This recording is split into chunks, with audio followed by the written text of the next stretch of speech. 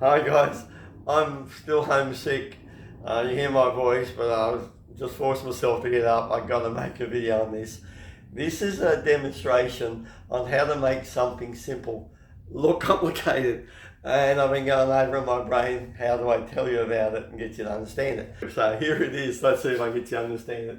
I'm going over and over. Guys, just hang in there, how easy it is. A weird way to write the chain rule. A weird way to write the chain rule or use the chain rule. So let's forget about that for a moment. I'm going to come back to there in a second. So what do we do when we do the chain rule? I'm going to call this the outside. We get the derivative of the outside. So if you're ready for it, we've got the derivative of the outside. I'm always doing my double back arrow. The inside stays the same. So we're talking about a cubic on the outside. So we differentiate the cubic. And the inside, which is the parabola stays the same. So there's two functions. There's a cubic with a parabola inside. Then we times by the derivative of the inside, which is the derivative of the parabola. Sorry guys, I'm going to keep laughing. I don't feel well. I'll just keep laughing all the way through this. That's the chain rule.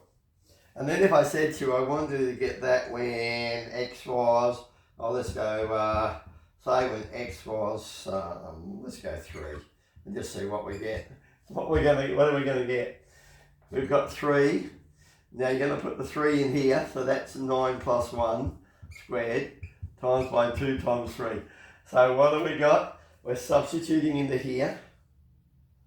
And then we use that substitution into here answer to get this answer.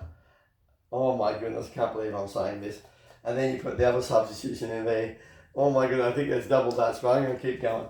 Let's say I gave you another one and they said, I don't know, it was the square root of, make it a bit easier, maybe 2x plus 1. And of course we rearrange that, the 2x plus 1 to the half. Now, what do? The outside function is a square root. The inside function is a straight line. So what's the rule to differentiate it? We differentiate the outside, 2x plus 1 to the minus a half.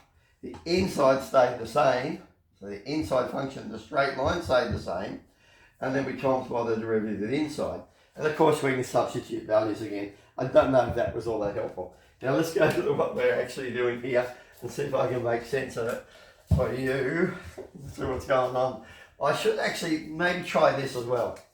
So in this one, yeah, I'm going to do it. Y equals the f of g of x. So here we go, the fun of it. So the outside function is a square root, and then the inside function is the straight line. So I could say this. So the f of x is the square root graph, and the g of x is a straight line graph, which happens to be 2x plus 1. And we know we're going to put that into there. So let's write it as a rule. When we differentiate the chain rule written this way, we know we differentiate that, and that stays the same, and then we differentiate that. Now, there's the chain rule written in a weirdo way. So say it again. Just like we do here, we differentiate the outside, the inside stays the same, then we differentiate the inside. So look at the pattern. So we differentiate the whole thing, the inside stays the same, and then we times the derivative of the inside. Now, if you want to make a note of that, so I'm going to I might leave that there. Now, write that as a rule down and get it in your brain so you can get it to sink in. That would be really good. Differentiate that. Now, I made the words different, but it's all the same concept, so you can understand what's happening here. So, we've got this function, which is what we call in specials f of g. Calculate the derivative of that. So we want to differentiate f of g of x. So we want to differentiate that. And we want to do it, we'll get there in a moment. First of all, we're going to differentiate. Let's see, go back to here again. I'm just rewriting that. I'm going to say it again here. So it's the derivative of that. The inside stays the same, times the derivative of that. So I didn't really have to rewrite that again, guys. I just don't know. I've never had to explain this in my life. Trying to think of what I'd say here. If you didn't see that, that's what we're doing. So let's have a look at it now. It's told us that they want to calculate the derivative when x equals 1. They want the derivative when x equals 1. Let's have a look at the pattern. we need to know, first of all, see that's going to become 1 and that's going to become 1. So we now know that we've got the f dash of g of 1.